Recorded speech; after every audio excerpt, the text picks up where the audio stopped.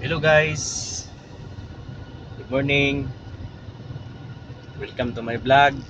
For today's video guys, kita na kong dalan guys oh.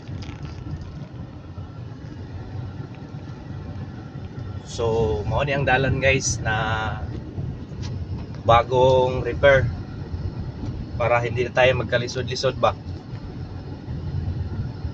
Kasi guys, itong daan na to guys,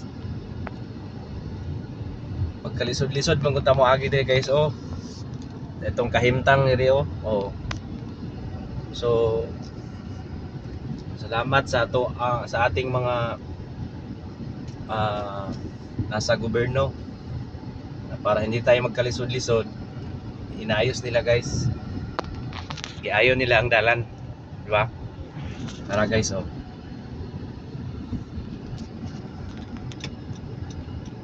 So itong daan na to guys, papunta to sa Indahag.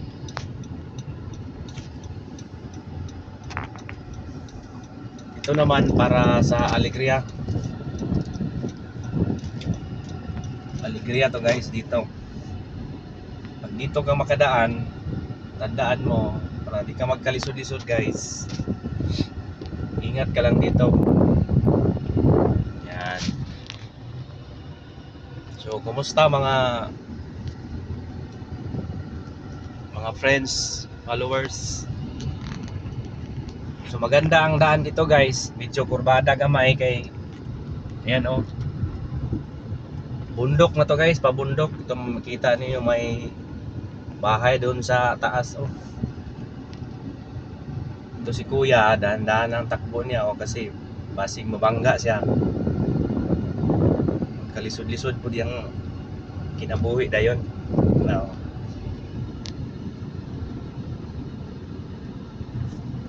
So wakabi day guys. Lakas ng ulan guys. So kayong ulan ba mo? Aksyog baha god. Yan.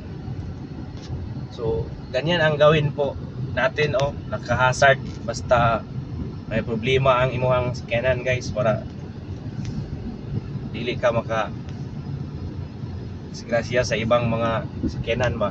No? Maganda po ang yung ginawa guys kasi mayroon siyang trapal oh. O, safety po itong mga purugong nasa ng lingkod sa ilalim guys oh. Sa trapal oh.